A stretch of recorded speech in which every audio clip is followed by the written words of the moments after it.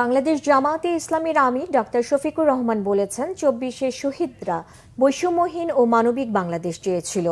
বাংলাদেশে যদি আবারও দুর্নীতি দুঃশাসন চলে তাহলে শহীদদের আত্মা কষ্ট পাবে। বুধবার জাতীয় প্রেস ক্লাবে জামায়াতে ইসলামীর উদ্যোগে ২৪-এর রক্তস্নাত গণঅভ্যুত্থানের শহীদদের তথ্য সম্মিলিত দ্বিতীয় স্বাধীনতার শহীদ যারা শীর্ষক স্মারকের মোড়ক উন্মোচন অনুষ্ঠানে এসব কথা বলেন তিনি। আরও বলেন, ফ্যাসিবাদী সরকারের কাছে মুক্তিকামী সকলেই ছিলেন মজলুম।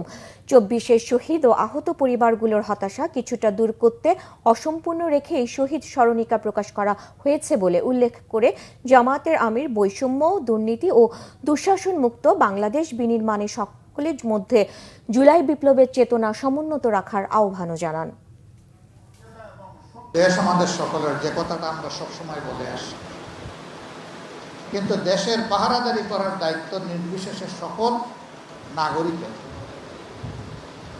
এই কাজ কিছু লোক করে, আবার কিছু লোক নাগরিকের শান্তি কেড়ে নেওয়ার জন্য অপকর্মে লিপ্ত হয়।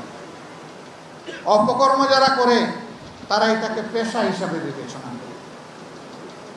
এক সময় তারা অধিকারের মতো মনে করে, আর বাকি জনগণকে তারা তাদের প্রজা ভাবে, নিজেরা রাজা হয়ে বসে। কিন্তু গাছের গোড়ায় যখন ঝাঁকুনি দেওয়া হয়, ওই ডালে ডালের রাজারা তখন উড়ে গিয়ে অন্য জায়গায় পড়ে যায়।